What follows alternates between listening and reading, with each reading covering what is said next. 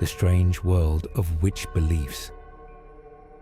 For many centuries, people believed that witches lived among them, not in distant forests or fairy tales, but in ordinary villages, on familiar streets, sometimes even a few houses away. A cow that suddenly stopped giving milk could raise suspicion. A child falling ill after visiting a neighbor might start whispers. A violent storm that destroyed crops just before harvest could be blamed on someone in the village. In a world without modern science, strange events rarely felt random.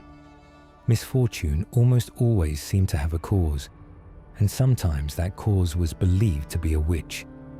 People feared hidden curses and invisible powers that could harm crops, animals, and families. Books were written explaining how witches supposedly worked. Courts were created to investigate them. Entire communities began watching one another more carefully. An argument with a neighbor, a strange look, or simply living a little differently could be enough to raise suspicion. Over time, fear and belief mixed together in powerful ways, shaping how people understood danger, bad luck, and the mysteries of everyday life. For many centuries, the idea of witches was not a legend. For countless people, it was simply how the world worked. In early modern Europe, belief in witches was deeply woven into everyday life. Many people believed that certain individuals could secretly use harmful magic to damage crops, animals, and families. These beliefs were shaped by religion, folklore, fear, and the human need to explain misfortune in a world without modern science. Illness, storms, and bad luck often felt mysterious, and communities sometimes searched for someone responsible. Over time, suspicion could grow into accusations. Entire systems developed to investigate supposed witchcraft, and ordinary neighbors could suddenly find themselves under suspicion. To understand how these beliefs became so powerful, we first need to understand the world people lived in. A world where invisible forces were believed to shape everyday life. A world filled with hidden forces. To understand why people believed in witches, we first need to step into a very different way of seeing the world. Early Europe was filled with uncertainty, and many everyday events seemed mysterious and unpredictable. In modern life, strange events are usually explained through science. If crops fail, we study weather patterns. If animals become sick, we look for disease. If a child becomes ill, doctors search for bacteria or viruses. But for most of human history, these explanations did not yet exist.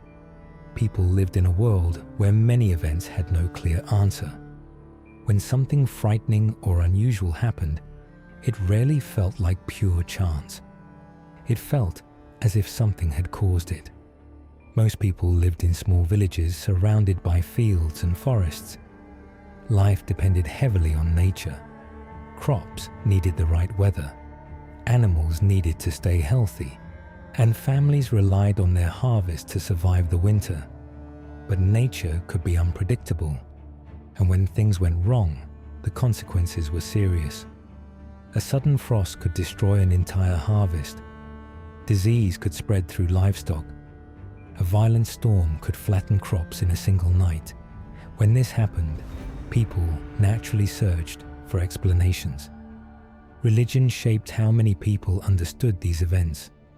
Most believed that God guided the world. Good fortune was often seen as a blessing. But people also believed that evil forces existed. The devil and dark spirits were thought to influence events in hidden ways. This belief created a world where invisible forces felt very real. If good events could come from divine protection, then bad events might come from darker powers. Within this way of thinking, the idea of witches began to make sense. Many people believed that certain individuals might secretly work with these dark forces, not openly, but through hidden actions, curses, or dangerous magic. These individuals were believed to harm others in ways that could not easily be seen. A witch might cause milk to spoil or animals to fall ill. They might ruin crops or send illness into a household. When misfortune appeared, some people began to wonder if someone had caused it. These beliefs were reinforced by centuries of folklore and storytelling. Many cultures already believed in magical individuals who could influence the world around them. As these older traditions mixed with religious teachings, the idea of witches slowly became more defined. But belief in witches was not only something written in books, it was part of daily life. Families sometimes placed protective symbols above their doors. Others hung herbs believed to block harmful magic. Iron objects were thought to repel supernatural forces, and certain prayers were repeated for protection. These practices helped people feel safer in a world that often felt unpredictable. Villages were also very close communities. Everyone knew each other's routines and personalities. People noticed arguments between neighbors and remembered past disagreements. In such a close environment, suspicion could grow easily. If something unfortunate happened, people naturally began looking around for possible causes. Imagine a farmer whose cow suddenly stopped producing milk. Perhaps the farmer had argued with a neighbor a few days earlier. Perhaps that neighbor was already considered unusual. Maybe they lived alone or behaved differently from others in the village. Slowly, a thought might begin to form. What if this neighbor had caused the problem? Once this possibility entered people's minds, it could spread through conversation. Someone might remember a strange comment. Another person might recall an old disagreement. Over time, these small details could begin forming a larger story. A story where someone in the village might secretly be responsible for misfortune. But fear and suspicion did not grow only from local events. During the late Middle Ages and early modern period, Europe faced many crises. There were wars, outbreaks of disease, and periods of hunger caused by poor harvests. These events created deep anxiety.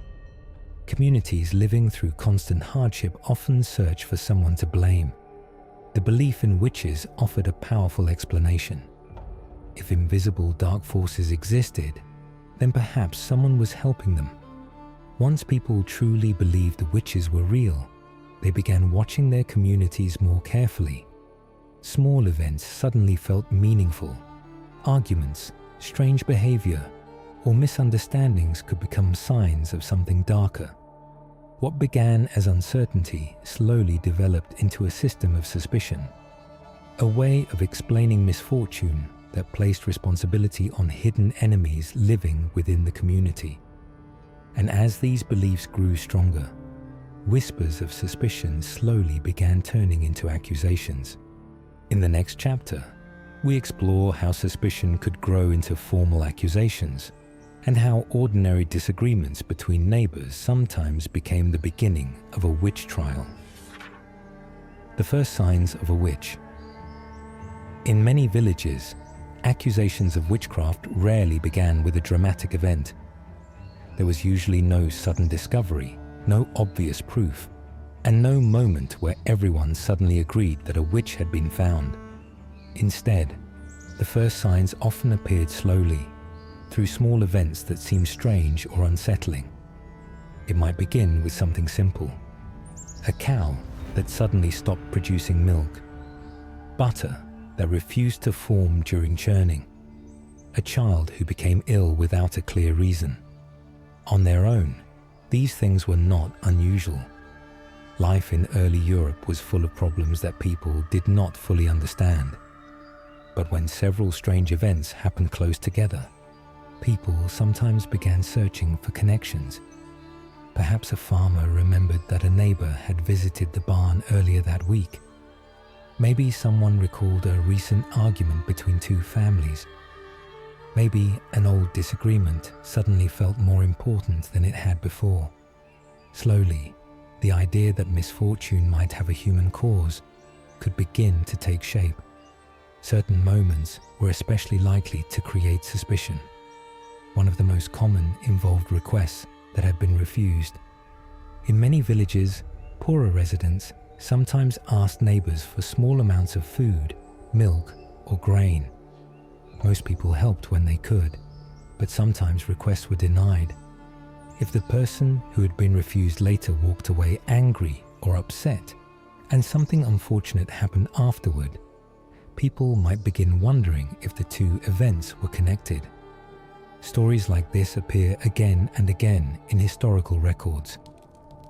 A woman asks a neighbor for milk. The neighbor refuses. Days later, the neighbor's cow becomes sick. Soon whispers begin spreading through the village. Did the woman place a curse? Even when no one truly knew the answer, the question itself could be powerful. Another moment that sometimes raised suspicion involves strange or unusual behavior. People in small villages expected others to behave in familiar ways. Someone who acted differently could quickly attract attention. Perhaps a person preferred to live alone. Perhaps they spoke to themselves while walking. Perhaps they collected unusual herbs or plants from the forest. None of these things proved anything. But in a community already worried about hidden magic, unusual habits could make people uneasy. Animals also played an important role in these suspicions. Farmers depended heavily on livestock, and when animals behaved strangely, it often caused concern. If a horse suddenly refused to enter a stable, or if cows became restless at night, some people believed the animals might be reacting to something invisible. In certain stories, villagers claimed animals could sense witchcraft even when humans could not. Objects found near homes could also raise alarm.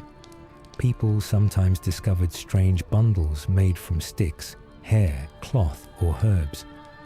Today, these might seem harmless or meaningless, but at the time, they could be interpreted as magical tools. Such discoveries often made fear grow quickly. If someone believed that a mysterious object had been placed near their home, they might immediately suspect that someone in the village had left it there intentionally. And once suspicion focused on a particular person, it could begin spreading rapidly through conversation. Villages were places where news traveled fast.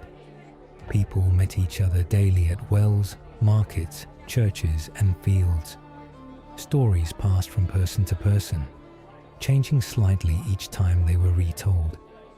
One person might say they saw something strange. Another person might remember a moment from the past that suddenly seemed suspicious. A third person might add a new detail. Soon, a collection of small stories could grow into a larger narrative. A narrative where someone in the community seemed responsible for several strange events. But one of the most powerful forces behind accusations was something much simpler than magic: fear. Fear changes how people interpret the world around them. Once a community began believing that witches might be real, everyday events could start to feel threatening. A storm might feel like a curse. An illness might feel like an attack. Even a strange dream might seem like a warning. As fear grew, people began looking more closely at the behavior of those around them. Who argued with neighbors? Who behaved differently? Who seemed isolated from the rest of the village? Gradually, suspicion could begin focusing on one particular person.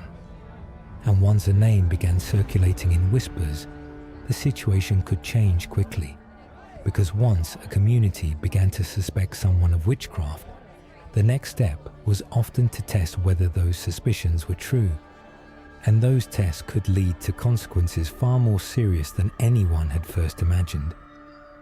In the next chapter, we will explore the strange methods people used to identify witches and how communities believed they could prove that hidden magic was real. The strange tests for witches. Once someone in a village began to fall under suspicion, the next question quickly followed. How could anyone prove that a person was truly a witch? This was not a simple problem. Witchcraft, by definition, was believed to involve hidden powers. If witches worked in secret, then ordinary evidence was often difficult to find. Yet communities still believed that witches could be identified. Over time, a number of strange methods developed that people believed could reveal whether someone possessed dark powers. These tests were not based on science or reliable proof. Instead, they were shaped by fear, superstition, and the belief that evil could not hide forever. One of the most widely known methods involved water. Many people believed that water was a pure element that rejected evil. According to this belief, if someone accused of witchcraft was placed into water, the result would reveal the truth. If the person sank, it meant the water had accepted them, proving they were innocent. If the person floated, it was seen as a sign that the water had rejected them. Floating, which today seems completely ordinary, could be interpreted as evidence of witchcraft. This strange logic created a terrifying situation for the accused. Either outcome could place them in danger. Another method involved searching the body for what people called a witch's mark. Many believed that witches carried a physical mark given to them by the devil as a sign of their secret pact. Investigators carefully examined the accused person's skin, looking for unusual spots, scars, or blemishes. Any small mark could become suspicious. Once such a mark was found, people sometimes tried another disturbing test. They would prick the mark with a needle or sharp object. If the person did not feel pain, or if the wound did not bleed in a way people expected, it could be interpreted as proof of witchcraft. Of course, the human body naturally has areas that are less sensitive, and skin can react in many ways. But in a time when people strongly believed in hidden magic, these results often reinforced existing fears. Confessions were also considered powerful evidence. Many investigators believed that witches would eventually confess if questioned long enough. Unfortunately, this belief sometimes led to harsh interrogations. Under intense pressure, frightened individuals sometimes admitted to things they had never done. These confessions could then be used as further proof that witches existed within the community. Once a confession appeared, people often believed the case had been solved. But the story rarely ended there, because confessions sometimes included new accusations. A person under interrogation might claim that other villagers had also practiced witchcraft. Perhaps they mentioned neighbors, perhaps relatives, perhaps people they had argued with in the past. Each new name could begin another investigation. In this way, a single accusation sometimes spread through a village like a chain reaction. One case could become two could become 10. Entire communities could suddenly find themselves caught in waves of fear and suspicion. During the height of the witch trials in parts of Europe, these investigations could continue for months or even years. Courts recorded strange stories of secret meetings, dark rituals, and magical powers. Many of these claims came from frightened individuals trying to explain events they did not fully understand. Yet to the people living at that time, these stories often sounded convincing. They lived in a world where invisible forces were believed to shape everyday life. If illness, storms, and misfortune could come from hidden powers, then it seemed reasonable that someone might be controlling those powers. But over time, something unexpected began to happen. As more trials took place, doubts slowly started to grow. Some observers began noticing that accusations often appeared during times of fear or conflict. Others began questioning whether the tests used to identify witches truly proved anything at all. These doubts did not end the witch trials immediately, but they planted the first seeds of skepticism. And in the next chapter, we will explore how the witch hunts eventually began to slow and why belief in witches slowly started to fade. When fear spread through entire communities. By the time witch trials began appearing across parts of Europe, fear had already taken deep root in many communities. What had once been small suspicions between neighbors could now become official accusations. And once authorities began investigating witchcraft, the atmosphere in some villages changed dramatically. People began watching each other more carefully than ever before. Simple disagreements that once might have been forgotten suddenly seemed dangerous. Arguments over land, animals, or property could take on a darker meaning if someone believed witchcraft might be involved. In many cases, accusations began in places where communities were already under stress. Periods of poor harvest created hunger and frustration. Wars disrupted trade and destroyed farmland. Diseases spread through towns and villages without warning. When people live under constant pressure and uncertainty, they often search for explanations. And during these difficult periods, the idea that someone within the community might be secretly responsible for misfortune became more convincing to many people. Once a witch trial began, fear could spread quickly. Villagers were sometimes asked to testify about what they had seen or heard. People might describe strange events from months or even years earlier. A neighbor might remember a strange argument. Another might recall unusual behavior that had once seemed harmless, but now felt suspicious. These memories, shared in court, could begin forming a larger picture in the minds of investigators. Soon, stories that had once sounded uncertain could begin to feel like evidence. One of the most frightening aspects of these trials was how easily accusations could multiply. When someone confessed to witchcraft, investigators often asked them to name others who might also be involved. Under pressure, frightened individuals sometimes mentioned neighbors, relatives, or acquaintances. Each new name could begin another investigation. In some places, entire groups of people were accused within a short period of time. Neighbors who had lived peacefully for years suddenly found themselves facing suspicion. Families could become divided. Friends could begin questioning one another. The social fabric of the community began to change.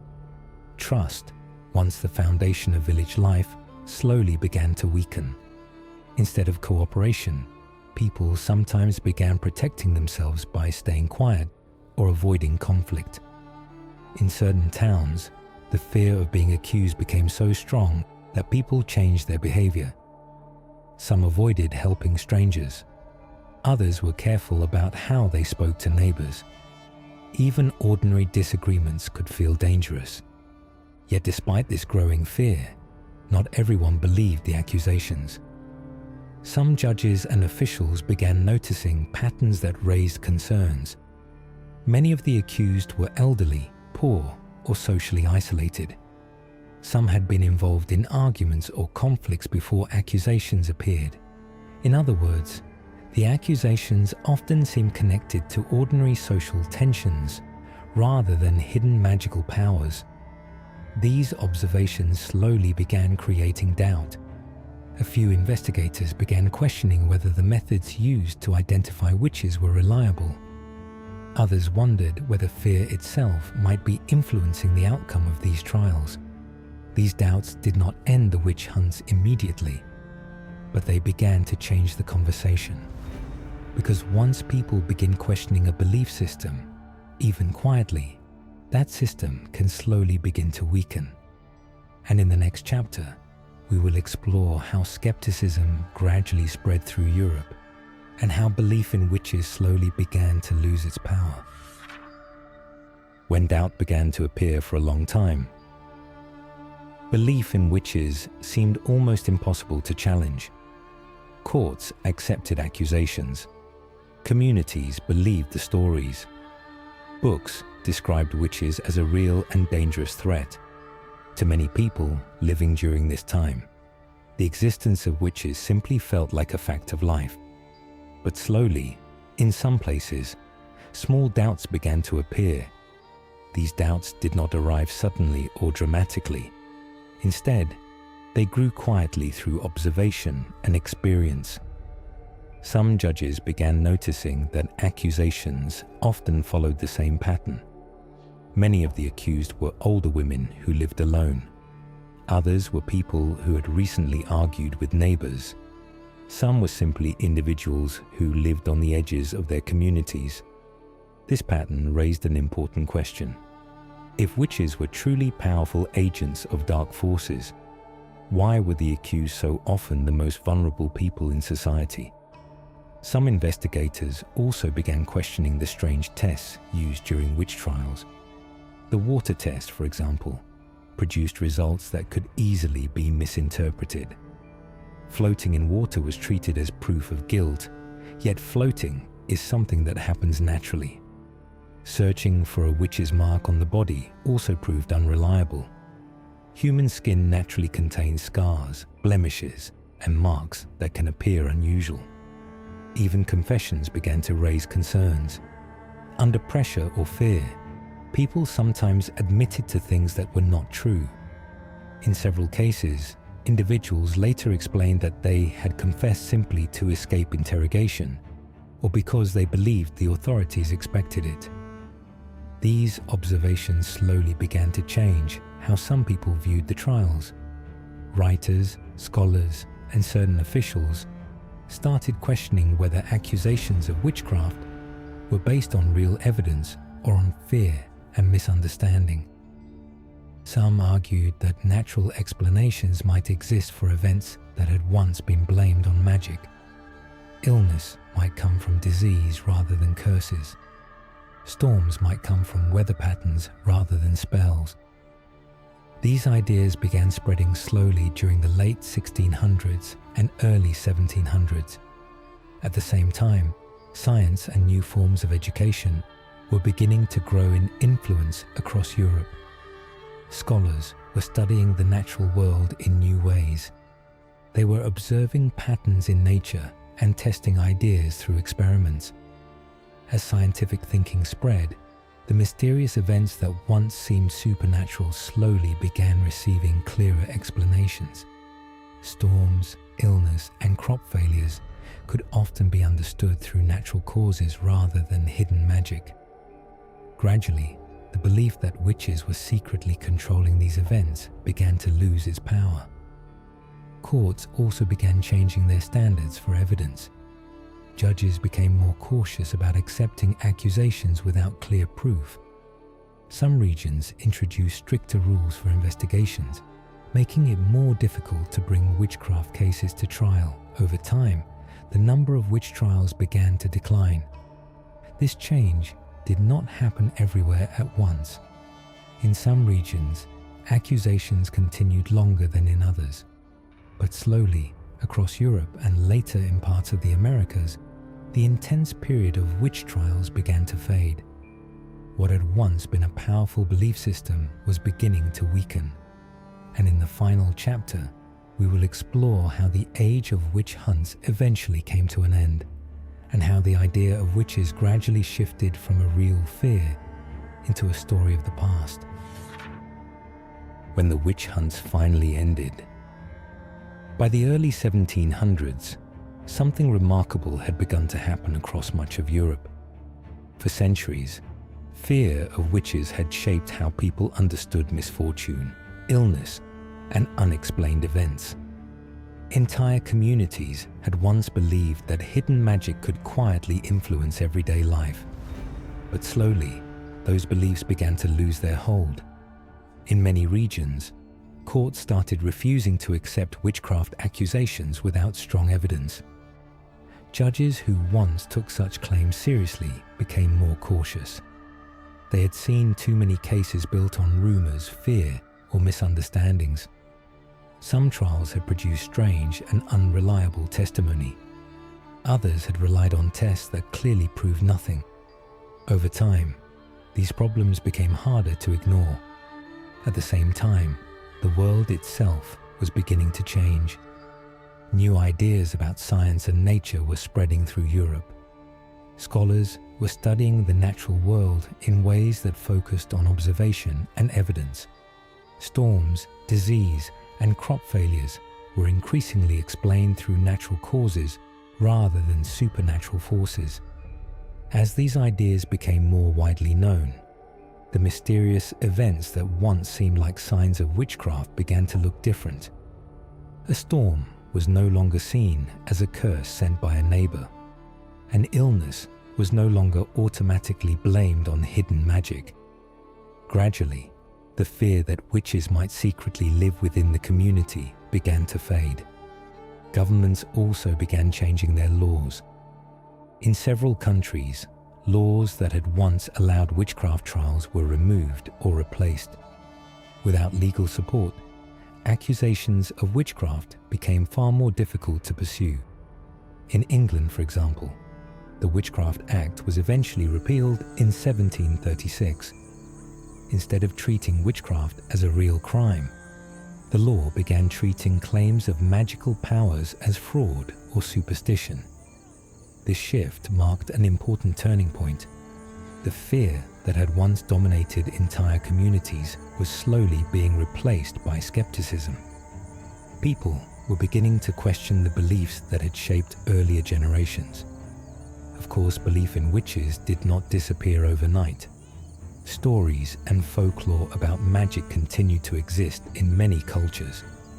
Even today, tales of witches appear in books, films, and traditions around the world. But the role of witches had changed. They were no longer seen as a hidden threat living inside the village. Instead, they became part of history and storytelling. Looking back, the strange world of witch beliefs tells us something important about the past. It reminds us how people try to understand fear and uncertainty when clear explanations are not yet available. In a world filled with mystery, it is natural to search for causes, even when those causes are invisible. For the people who lived during the time of the witch hunts, these beliefs felt real. They shaped communities, influenced laws, and affected countless lives. Today, the witch trials remain one of history's most powerful examples of how fear, belief, and misunderstanding can shape entire societies. And while the age of witch hunts has long since ended, the story still invites us to ask an important question. How do we understand the unknown? Because throughout history, the answers to that question have often revealed as much about human nature as they do about the world itself.